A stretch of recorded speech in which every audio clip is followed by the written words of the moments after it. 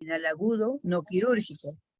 El doctor César Ciniegas Vergara es médico cirujano, especialista en medicina interna, maestro en medicina, doctor en ciencias de la salud, investigador RENACID, Carlos Monge IV, es docente de la Facultad de Medicina de la Universidad San Martín de Porres, filial norte, médico asistente del Hospital Luis Heisen en Chaustig de Salud.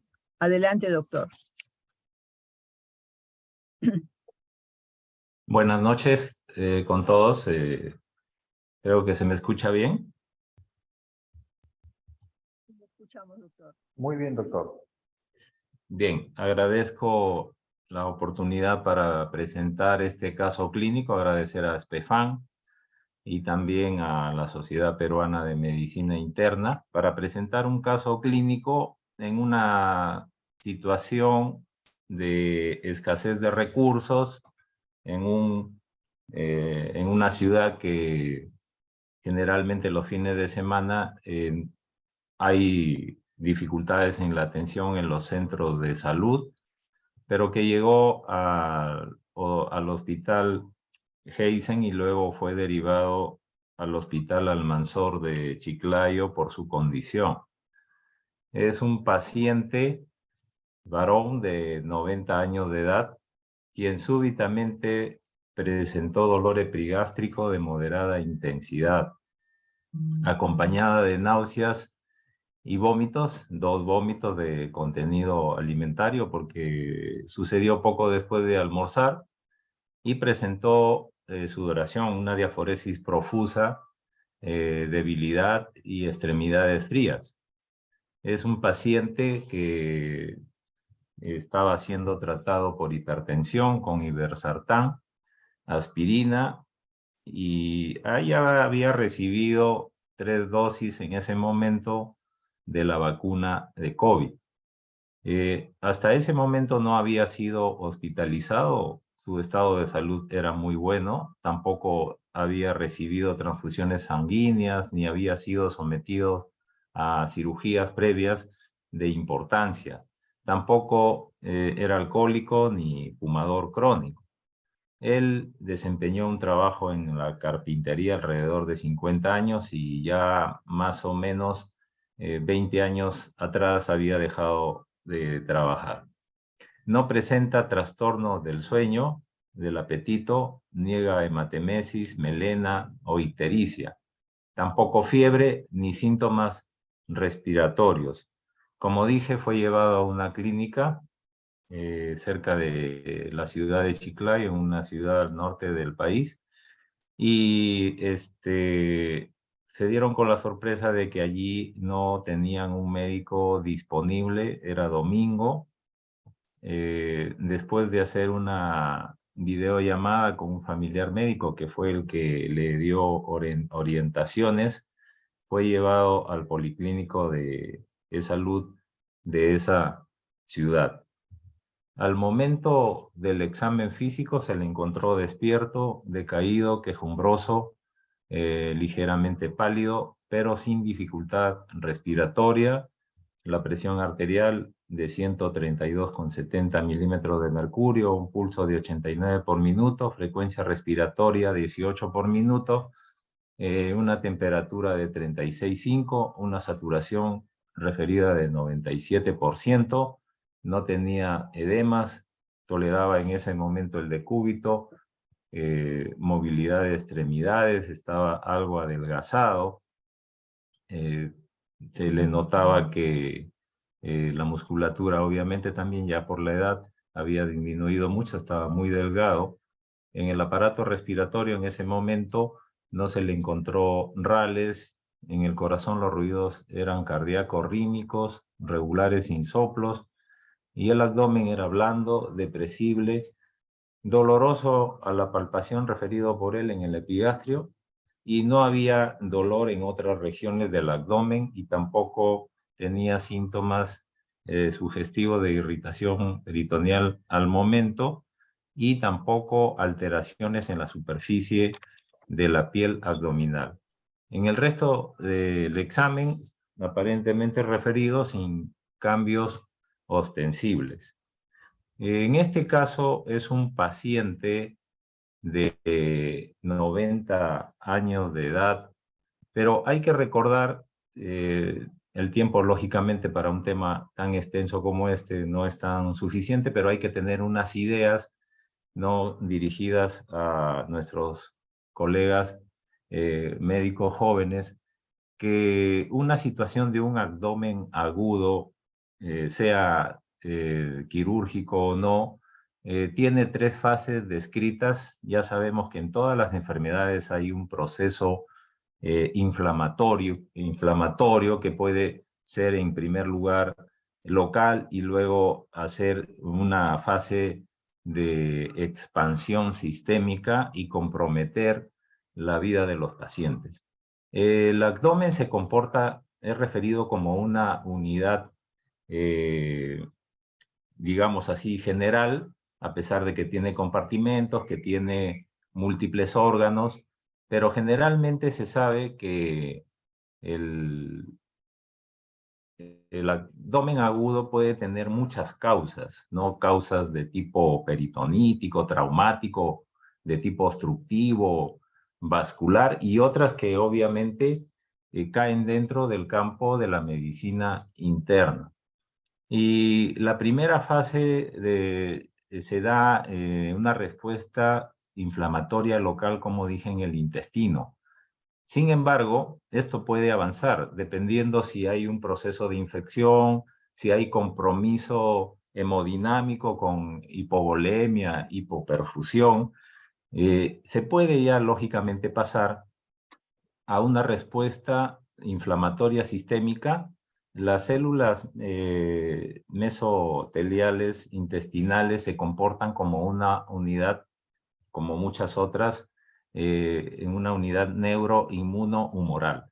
Lógicamente que esto puede desencadenar estado de sepsis, respuesta inflamatoria sistémica, hipertensión intraabdominal en muchos casos, síndromes compartimentales, hipovolemia, el shock de varias etiologías o combinadas, porque hay que recordar que el abdomen puede responder a causas extraabdominales, ¿no? Y si esta fase de respuesta fracasa, lógicamente avanzará a un síndrome de disfunción multiorgánica. Estos conceptos son importantes tenerlos porque muchas veces los pacientes con abdomen agudo pueden llegar en una situación de estabilidad hemodinámica, respiratoria y metabólica, pero todo dependerá de la condición que está teniendo el paciente y lógicamente si no actuamos haciendo un diagnóstico oportuno, correcto, un tratamiento inicial de estabilización y más aún si se hace, como muchas veces sucede en las emergencias, un cuidado no tan adecuado porque hay una sobrecongestión de los servicios, pocos recursos. Lamentablemente, muchos de esos pacientes pueden realmente fallecer a las pocas horas de haber ingresado y hay múltiples causas. También es importante saber que el abdomen tiene una unidad neuroanatómica. Ya saben que los dolores, bueno, pueden ser somáticos, viscerales y referidos. Y esto es por la integración neuronal que tienen las diversas estructuras abdominales, ¿no? En tanto las vías descendentes como ascendentes, y ahí hay casos, el más clásico es el dolor referido, por ejemplo, de las dolores de vías biliares, ¿no? Una colelitiasis, ¿no? Que es lo más frecuente, por ejemplo, también los dolores de páncreas referidos a la parte posterior, el riñón, ¿no? Cuando hay litiasis, o en la parte que compromete a las estructuras muy cercanas al recto, ¿no? O al útero, también se pueden referir a la zona perineal. Es importante en el enfoque del dolor abdominal, sobre todo esta ubicación por cuadrantes que ustedes muy bien conocen y que no es necesario detallar. Sin embargo, también hay causas extraperitoneales del dolor abdominal agudo, ¿no? Muchas son de causas neurológicas, torácicas, ustedes pueden ver ahí endocrino-metabólicas, hematológicas, ¿no? Incluso no están en el peritoneo, sino también pueden ser de causa extraperitoneal, como por ejemplo, en este caso tenemos problemas de litiasis urinaria, infecciones, y lo más notorio en una complicación, ¿no? De parte el páncreas, ¿no? Que tiene una porción retroperitoneal.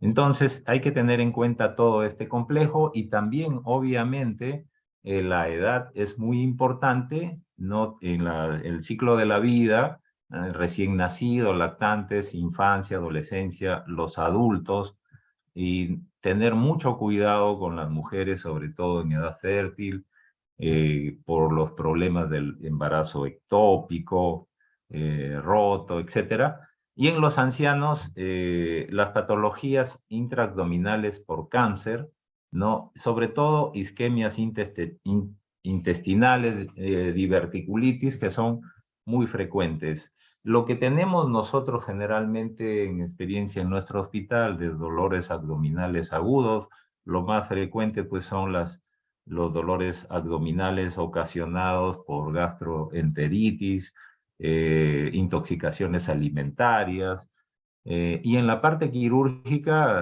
los problemas de apendicitis aguda, los colecistitis agudas, ¿no? Las hernias, y extraordinariamente pueden haber otros casos en los que, bueno, la evolución y los exámenes de ayuda diagnóstica nos orientan.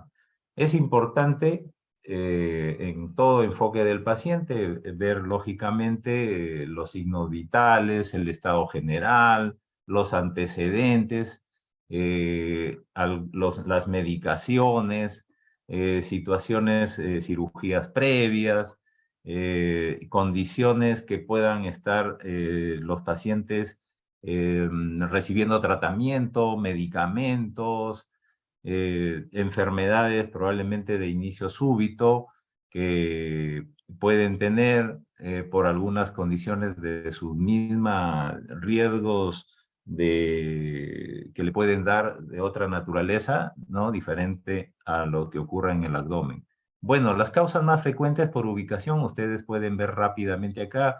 En nuestro caso, por ejemplo, en este paciente, ahí tienen ustedes, es un dolor referido en el epigastrio, ¿no? Una de las causas más frecuentes pueden ser los problemas de tipo úlcera gastroduodenal, está referida a gastritis aguda, enfermedades por reflujo gastroesofágico, pancreatitis aguda es una de los dolores abdominales no quirúrgicos frecuentes, ¿no?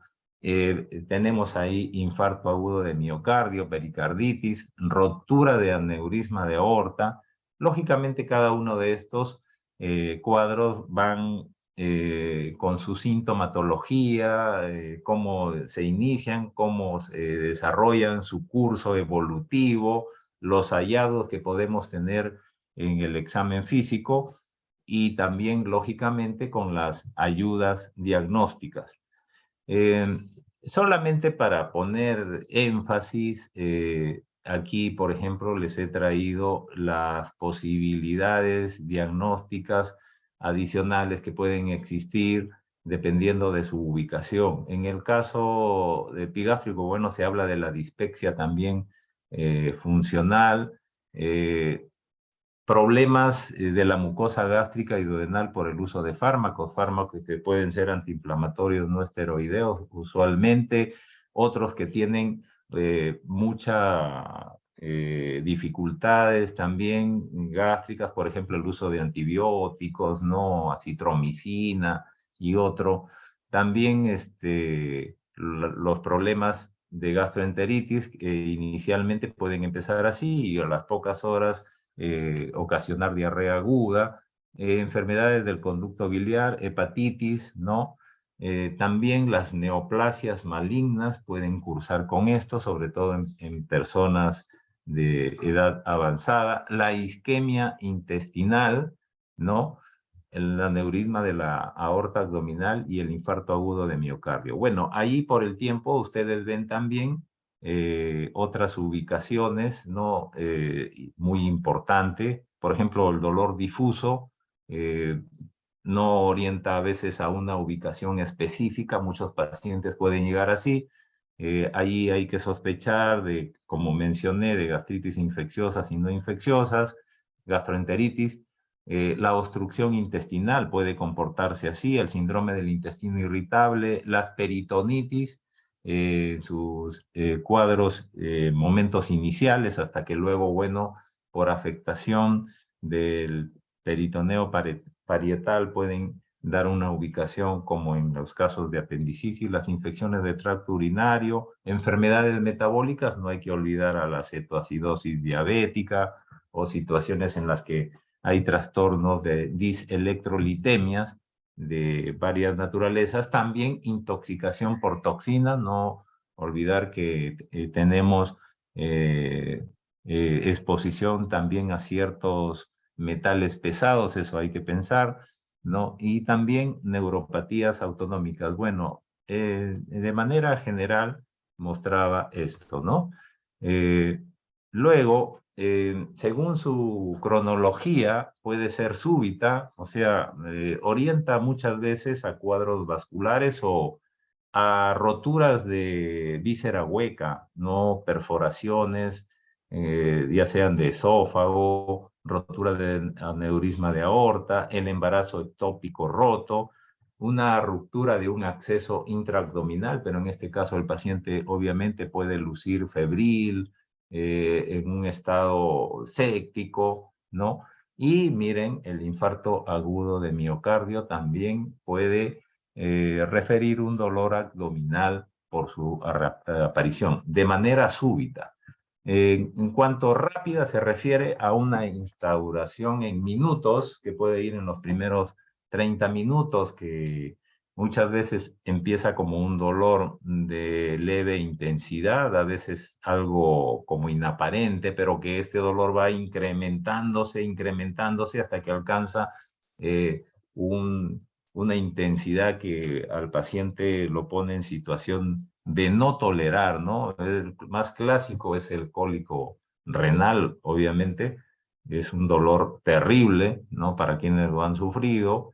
Y aquellas que van en horas, bueno, el dolor abdomen agudo se menciona que es de preocupación cuando el dolor ya dura más allá de las 6 horas. Y aquí tenemos obviamente lo más clásico, la apendicitis, la colecistitis, la obstrucción intestinal.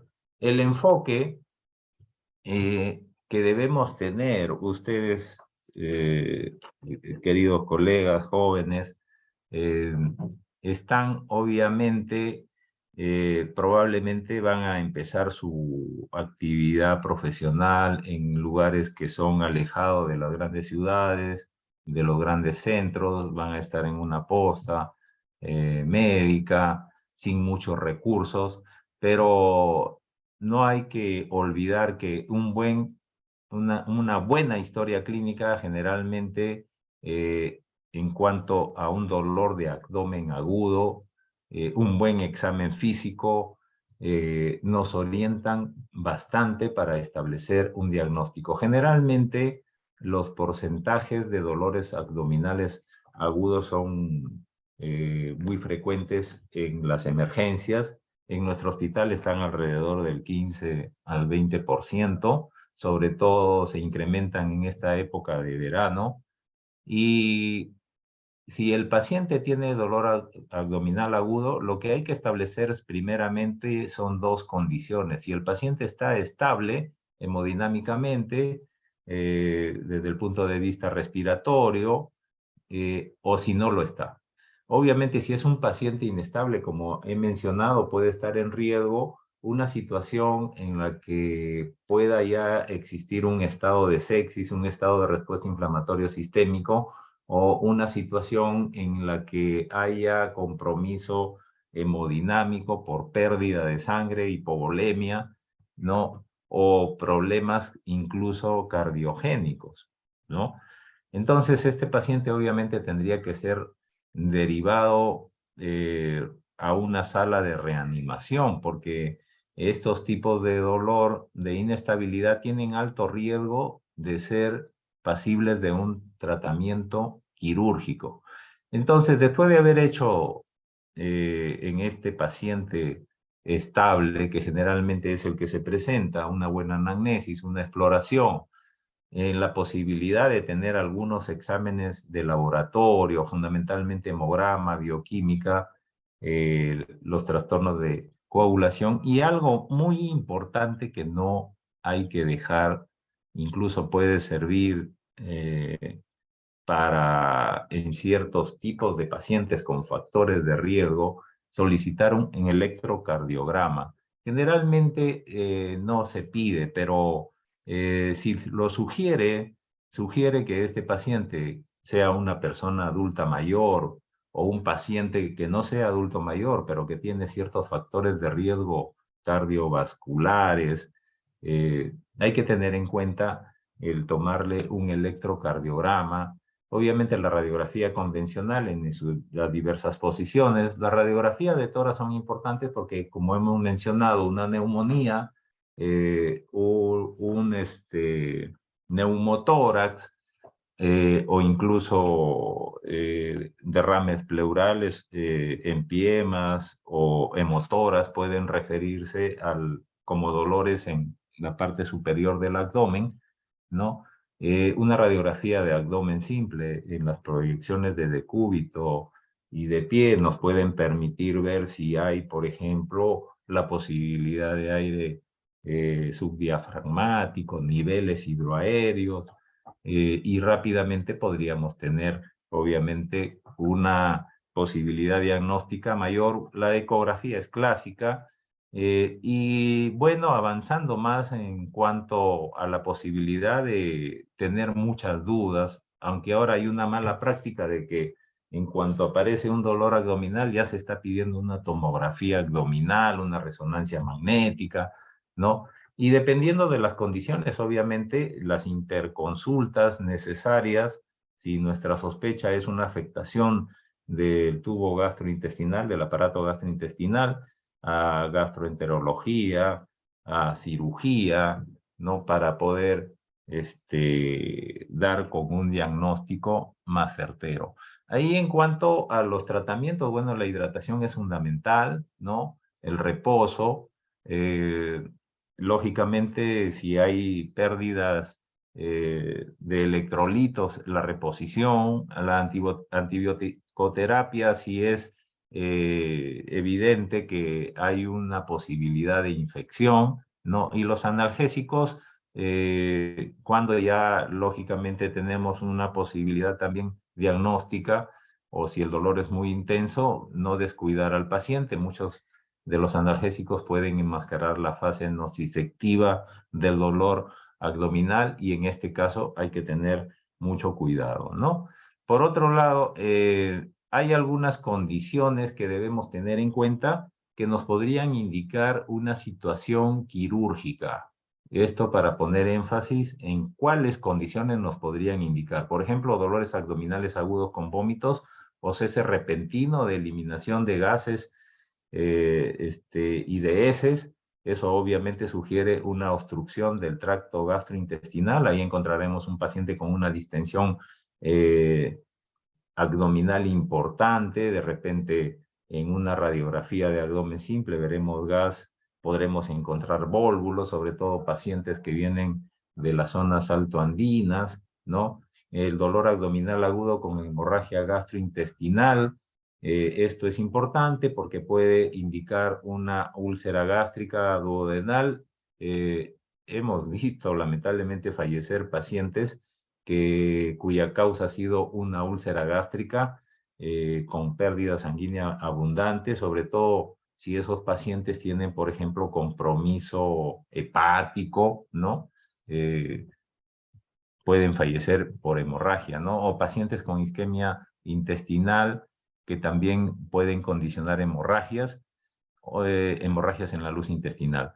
El dolor abdominal agudo con empeoramiento rápido del estado del paciente, como les decía, la hipotensión, trastornos hemodinámicos, alteraciones de conciencia, trastornos respiratorios, pueden indicar también hemorragia intraabdominal, perforación gastrointestinal, pancreatitis aguda con un problema de disfunción multiorgánica o insuficiencia hepática aguda instalada de repente también pues por enfermedades virales, algunos medicamentos, respuestas sobre todo de tipo idiosincrática o situaciones en las cuales la falla hepática se puede hacer presente. Recordar que en algunos lugares del país tenemos enfermedades como fiebre amarilla, no hay muchos casos, pero está referido. El dengue, recordar que tenemos dengue, ahora tenemos un brote muy grande, sobre todo aquellos que vienen con dolor abdominal, ¿no? Importante, signo de alarma. Ahí se impone una buena hidratación en estos pacientes. Lógicamente vendrán con fiebre y otra sintomatología, pero hay que tenerlo en cuenta. No es, obviamente, un dolor de tipo quirúrgico, ¿no? Y también no recordar, debemos recordar que en nuestro país tenemos algunas arañas, las mordeduras de Latrodectus sp, ¿no?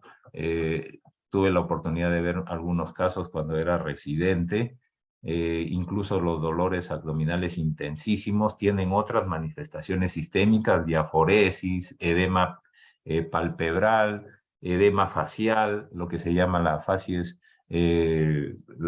latrodéctica, trastornos de ritmo cardíaco y a veces rigidez abdominal. Mucho cuidado, porque en algunos lugares, sobre todo con cierta aridez o en zonas de cultivo, pueden llegar agricultores con una mordedura por Latrodectus, ¿no?